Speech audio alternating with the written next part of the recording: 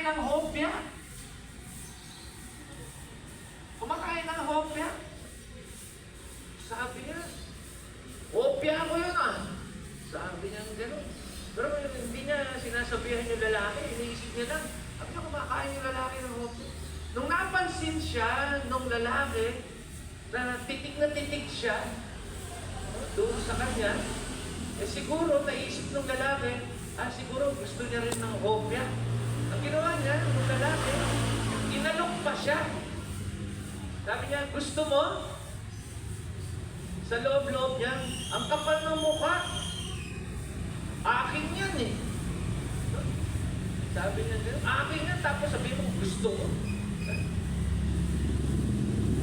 Hindi siya nagsalita. Hanggang makababa sila sa Baguio, galit na galit siya doon sa lalaki. Ay, sabi niya, magnanakaw yung lalaki na yun. Hopya lang, dinakaw pa.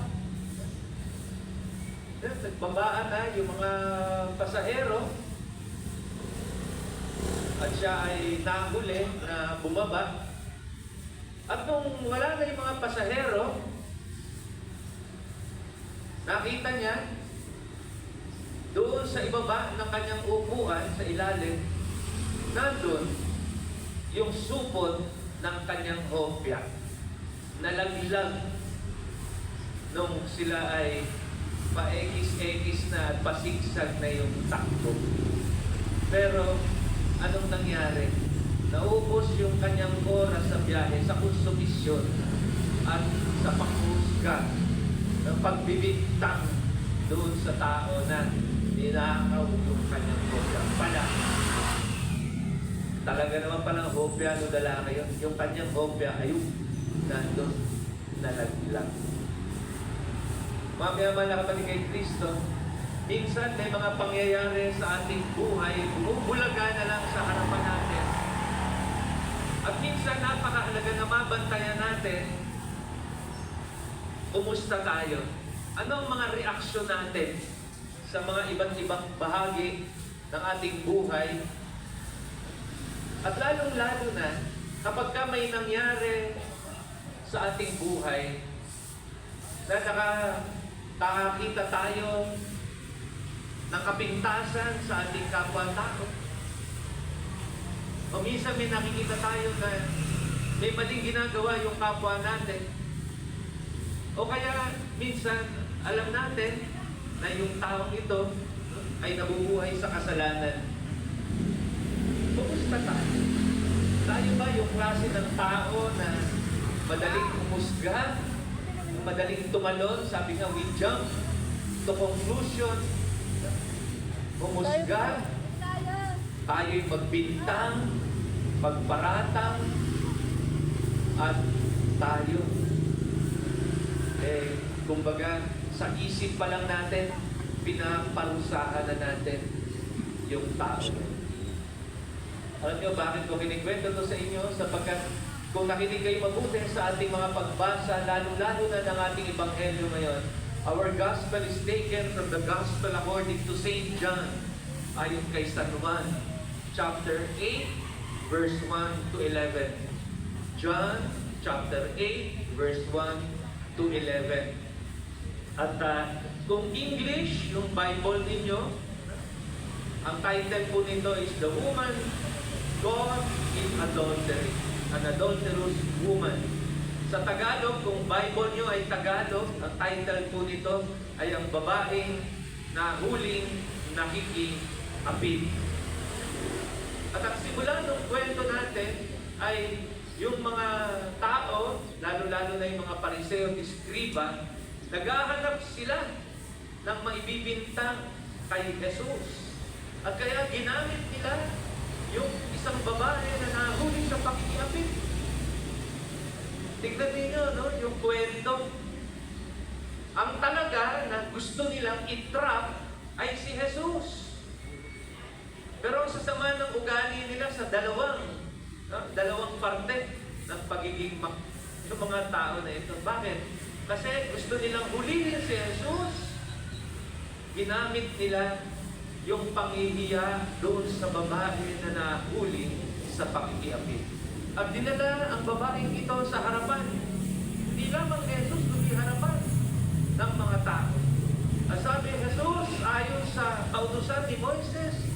sino man na mahuli, kagaya ng babaeng ito sa pakikiapid, ay kailangang batuhin hanggang mamatay.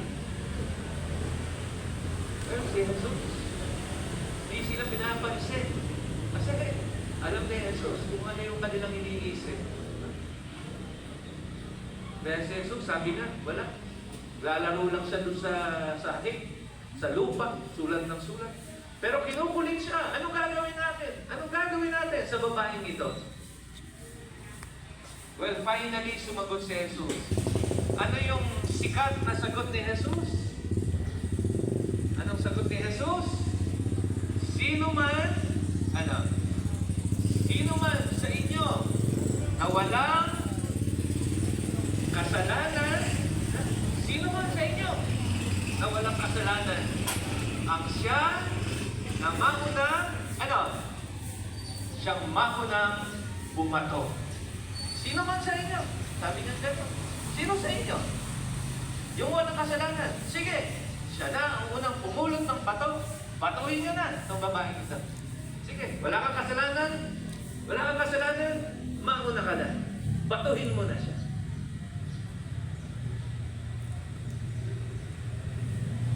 At sabi doon sa kwento, ano daw ang nangyari? Well, isa-isang umalis yung mga tao simula sa matatanda. At ang naiwan yung babae sa harapan ni Jesus. At ang sabi ni Jesus, nasaan sila? Wala bang nagparusa sa'yo? At sabi ng babae, wala po. Sabi ni Jesus, napakaganda. Napakaganda ng sagot ni Jesus. Well, ako rin, hindi nagpaparusa sa iyo. Mamaya mga kapatid kay Kristo, napakaganda ng salita ni Jesus sa babaeng ito. Nawa, ito rin ang marinig natin sa ating panalangin, sa ating pagsisimba. Marinig natin hindi sa ating taingan, kundi marinig natin sa ating mga puso ang salitang ito ni Jesus. Ako rin, hindi kita parurusahan. Madalas sa ating buhay, nahihiya tayo. Yung iba nga, alam nyo, pagka ini-interview ko yung iba sa kumpisal, pag sa confession, sabi ko, kailan ka pa uling nagkumpisal? Kanya, Father, nung first communion pa po. Ang tanda na, 50 years old, 60 years old. Kailan siya na huling nagkumpisal? First communion? Kailan ba nagka-first communion? Grade 3. Sabi ko, ano nangyari? Takot po ako, Father. Takot ako kasi makasalanan ako. Takot ako, baka galit sa akin ng Diyos. Tatakot ako, baka pinarurusahan ako ng Diyos. Alam nyo, lagi ko sinasabi sa mga nagkukumpisal, walang anumang kasalanan na hihigit pa sa pag-ibig ng Diyos. Kung iniisip mo na napakalaki ng kasalanan mo, well, ang Diyos mas malaki kaysa sa kasalanan natin. At yun ang nagbibigay sa atin ng pag-asa. Kumbaga, sa isang pintuan, yun ang laging nagsesenya sa atin. Yung pintuan na yan, papunta sa Diyos, laging bukas. Hindi magsasara. Pwede kang pumasok. Pwede kong puntahan si Lord. Bakit? Alam mo, ang Panginoon, open arms, sasabihin sa'yo, mahal kita, pinatatawad na kita sa iyong kasalanan. Yung iba naman, ayaw nang magkumpisal. Bakit? Father, paulit-ulit lang naman din ako na magkasala. So, hindi na ako pupunta. Kaya nga, sabi ni Pope Francis, Sino ba ang napapagod sa atin? Ha? Tayo ba napapagod humingi ng tawad? O ang Diyos napapagod magpatawad? Ano ang sagot? Ang Diyos ba napapagod magpatawad? Definitely, no. Hindi. Pero madalas tayo ang napapagod humingi ng tawad. Bakit? Kasi paulit-ulit tayo nagkakasala. Pero kung titignan natin, paulit-ulit tayo nagkakasala, pero paulit-ulit din tayong kailangang bumangon, magsimula ng bagong buhay. Bakit? Panginoon, hindi mapapagod. At kaya doon sa kwento natin, sino ang swerte? Ang pinakaswerte ay itong babaeng ito na makasalanan. Bakit? Tumanggap siya ng pagpapatawad. Sino ang malas? Yung mga taong nag-alisan, puno ng galit, puno ng sama ng loob, ugaling mapagbintang, mapanghusga sa kapwa-tao. Sila yung nabubuhay sa galit, nakakulong sa sama ng loob. Buti pa tong babaeng ito, nakalaya na sa kasalanan. Yung mga tao na yun, na gustong bumato sa kanya at gustong hulihin si Jesus, sila ang nabubuhay ng miserable. Ang tanong, sino tayo sa kwento? Sino ka sa kwentong ito? Sino tayo sa kwentong ito? Tayo ba yung mga tao na madaling humusga sa kapwa-tao, mga judgmental? Alam nyo, ngayon, napakadali na lang humusga ng kapwa-tao. Ngayon, sa social media, kahit ang daming tao na, kaya minsan nagugulat ako. Isang iskandalo, lalabas sa social media, ang daming libo-libong mga tao nagko-komento. Sabi ko dito ba, ilan kaya dito sa libo-libong tao na ito, alam nila yung totoong kwento? O yung ibang tao nakisakay lamang sa panghuhusga dahil may nabasa sila na itong taong ito may ginawang mali. Wala. Hindi nila alam yung kwento. Napakadaling humusga rin. Eh kung ikaw kaya tanungin, pagpalit kaya tayo ng posisyon, ikaw yung hinuhusgahan, ikaw yung binabash, ikaw yung pinagsasalitaan ng lahat ng mga kabastusan at kawalangyaan sa panghuhusga ng kapwa-tao. Masarap ba yun? Masarap. Pero ginagawa natin. Ginagawa natin sa ating kapwa-tao. Kapag tayo ay sumama, nakiisa sa mga tao na hindi ginagamit ang pag-iisip at siya lamang sasama sa panghuhusga sa kapwa-tao. Sa isang pindot ng daliri, nakiisa tayo sa panghuhusga sa mga tao na hindi naman natin kilala, hindi natin alam ang kwento. Kaya kaingat tayo. Kaingat tayo sa ating pag-uugali, sa ating pamumuhay. Mamaya mga kapatid kay Kristo, ito pong kwentong ito kaya ibinibigay sa atin ngayong panahon ng Kwaresma, sapagkat ang paalala sa atin ng Panginoon, lahat po tayo ay sinisimbolo ng babaeng ito na nahuli sa pakikiapid. Maaaring ang kasalanan natin sa buhay ay hindi pakikiapid, pero makasalanan din tayo. Ako, kayo, tayong lahat. At tayo, katulad ng babaeng ito, ang maririnig lang natin sa Panginoon ay hindi galit, hindi parusa. Kung hindi ang sasabihin sa atin ng Panginoon, pinatatawad na kita sa iyong kasalanan. Tumayo ka sa pag-ibig ng Diyos. Tingin natin sa ating pagsisimba, sa ating panalangin, na tayo po ay makakuha ng inspirasyon na muling bumangon mula sa ating pagkamakasalanan sa karanasan na ito ng babae. At tayo rin, hindi tayo pinarurusahan ng Diyos. Hindi galit sa atin ng Diyos. Mahal tayo ng Diyos. At dahil mahal tayo ng Diyos, pinatawad na tayo sa ating kasalanan. Pero, kung tayo ay katulad ng mga taong mapanghusga sa kapwa-tao, baka panahon na, usisain natin ang laman ng ating puso. Pawiin ng Panginoon yung galit, mga negative na laman ng ating puso, upang tayo matutong magpatawad at umunawa sa ating kapwa. Amen.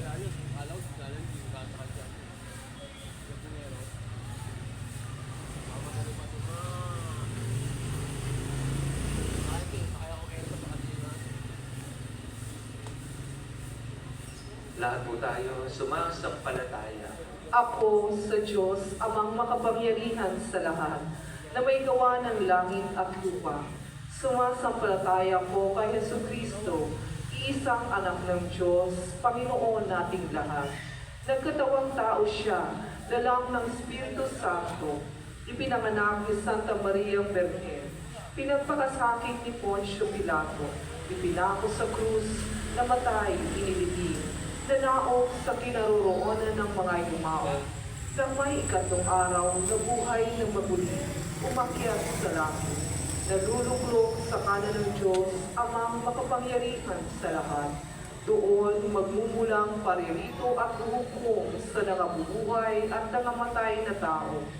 Sumasampalataya naman ako sa Diyos Espiritu Santo, sa banal na simbahang Katolika, sa kasamahan ng mga banal, sa kapatawaran ng mga kasalanan, sa pagkabuhay na muli ng nangamatay na tao, at sa buhay na walang hanggan.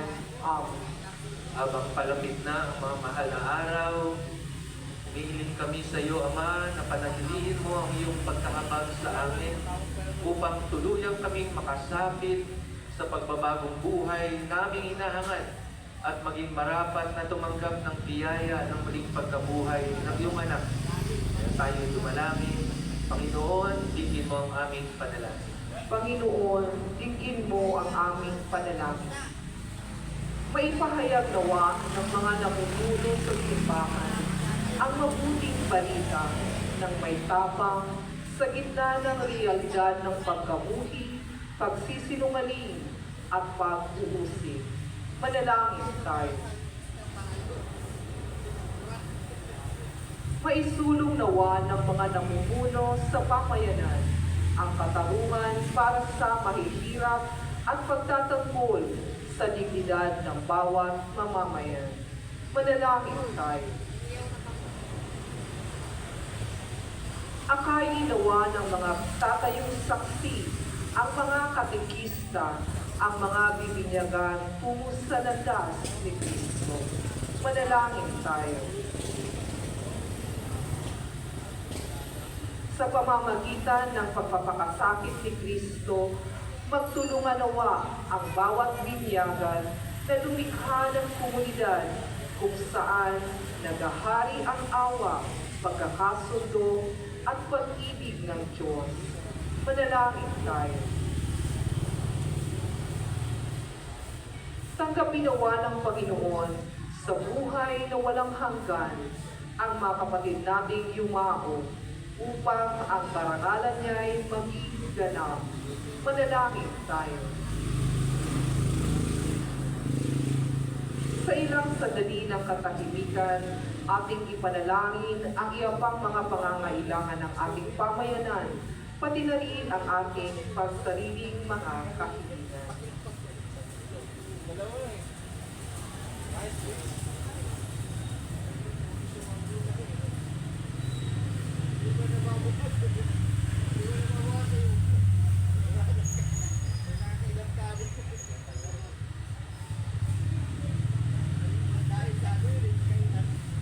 Manalangin tayo. Ama, sa pamamagitan ng iyong anak na si Jesus, iligtas mo kami sa kamatayan at pagkalooban mo kami ng bagong buhay na siyang pinagtagumpayan niya sa krus. siya na nabubuhay at naghaharing kasama mo at ng Espiritu Santo magpa sa walang hanggan.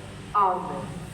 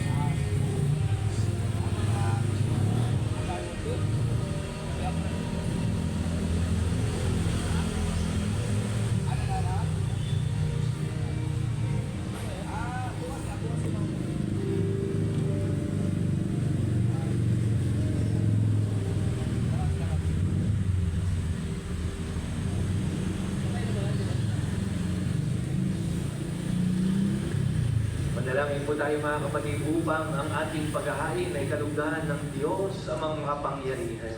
Tanggapin nawa ng Panginoon itong paghahain sa iyong mga kamay, sa kapurihan niya at karangalan, sa ating kapakinabangan at sa buong sambayanan niyang banal. Ama naming lumikha, kami dumadalangin ang mga pinagsasalo mo ng mga nilalaman ng pananampalatayang Kristiyano ay iyong gawing dalisay, pakundangan sa ipinagdiriwang na paghahain ito sa pamagitan ni Jesucristo kasama ng Espiritu Santo magpasawala hanggan. Amen. Sumainyo ang Panginoon. At sumainyo Sa Diyos ang iyong mga puso at diwa. itinaas na namin sa Panginoon. Pasalamatan natin ang Panginoon nating Diyos. Marapat na siya ay pasalamatan. Naming makapangyarihan, tunay nga marapat na ikaw ay aming pasalamatan sa pamagitan ni Jesucristo naming Panginoon. Sa pagbabakasakali mo na kami ay bubuti, isinugo mo si Jesucristo upang pangunahan kami. Bilang pagsunod sa iyong atas na bigay, ipinahayag ng iyong anak ang iyong kalooban na ang mga api at lubha ay kanyang damayan. Ngayon ay iyong inihahandog ang pagkakataong aming maisaloob ang kanyang ganap at kusang paglilingkod upang sa iyo lagi kaming makasunod. Kaya kaysa ng mga anghel nagsisiawit ng papuri sa iyo nang walang humpay sa kalangitan, kami nagbubunyi sa iyong kadakilaan.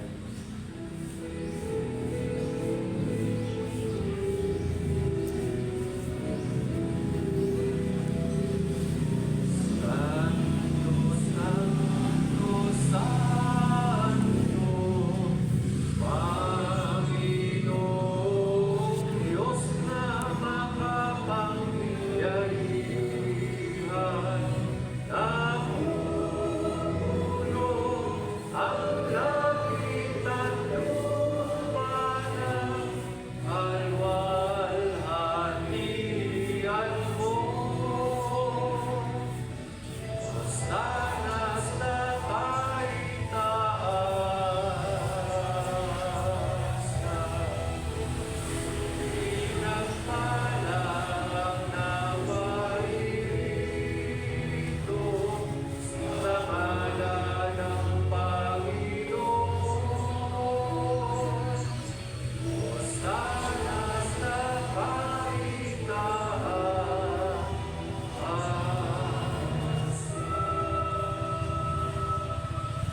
aming banal, ikaw nga ang bukal ng tanang kabanalan. Kaya sa pamagitan ng iyong Espiritu, ay gibusan ng banal ang mga kaloob nito upang para sa amin ay maging katawan at dugo ng aming Panginoong Jesucristo. Bago niya pinagting sa pusang loob na maging handog, gawa ka niyang tinapay, pinasalamatan ka niya, pinaghati-hati niya yun, inabot sa kanyang maalagad at sinabi, tanggapin ninyo lahat ito at kanin. Ito ang aking katawan na ihahandog para sa inyo.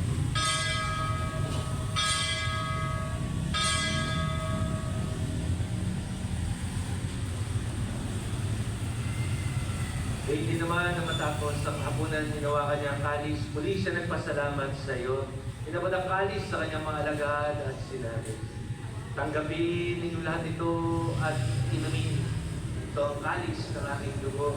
Dugo ng bago at wala hanggang tipan. Ang aking dugo ay bubuhos para sa inyo, para sa lahat.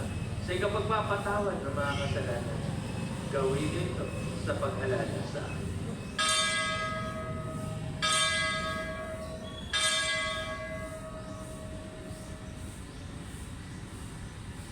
Ipagbunyi natin ngayon ang misteryo ng ating pananampalataya.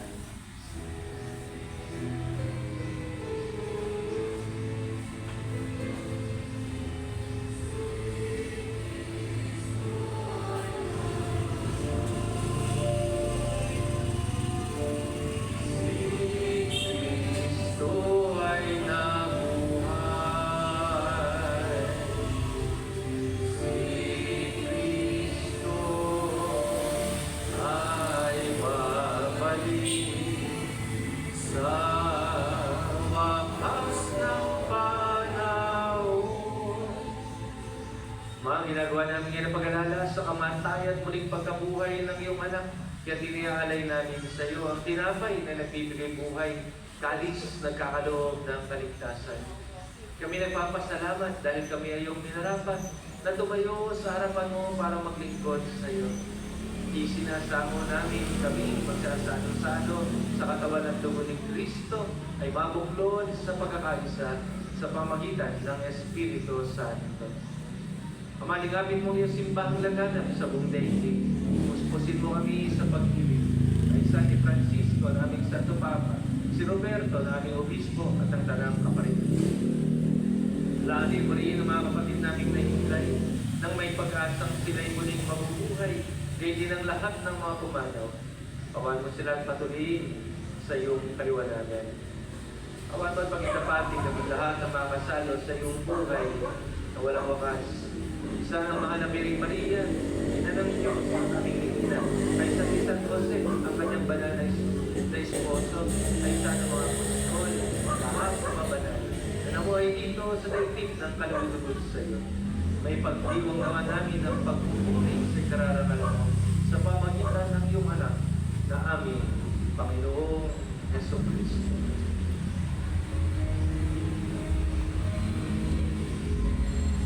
Sa pamamagitan ni Kristo, kasama niya sa Kanya, ang lahat ng parangal at papuri ay sa iyo, Diyos Ama, makapangyarihan, kasama ng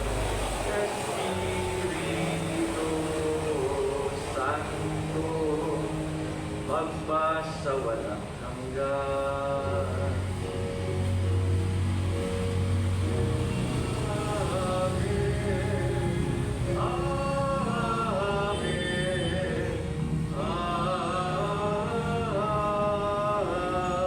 Amen. At ngayon, mag-aisa tayo sa panalangin lurusan ng ating Panginoong Jesucristo.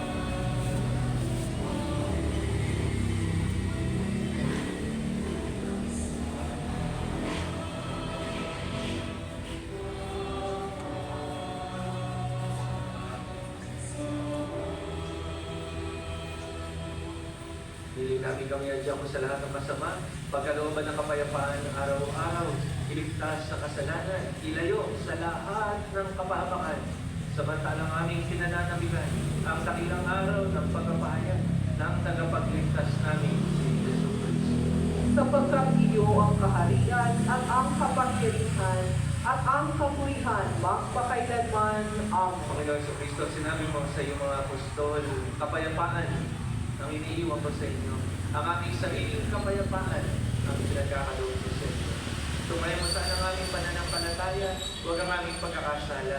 At pagkalooban mo kami ng kapayapaan at pagkakaisa ayon sa iyong kalooban, ikaw, nabubuhay at nag-ahari, magpas sa walang hanggan. Amen. Ang kapayapaan ng Panginoon ay laging sumainyo. At sumayo. At ngayon po, magbigayan tayo ng tanda ng kapayapaan sa isa't isa.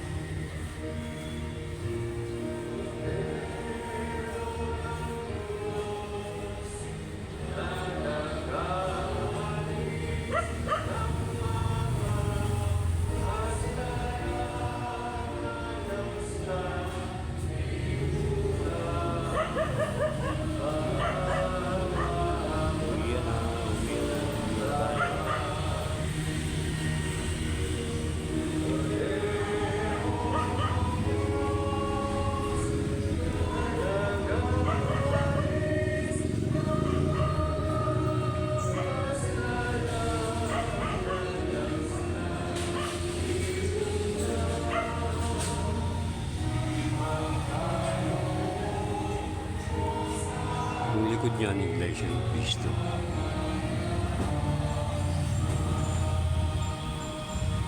Mga kapatid, narito ang kordero ng Diyos sa Yesu Cristo, siyang nag-alis ng kasalanan ng sanlibutan.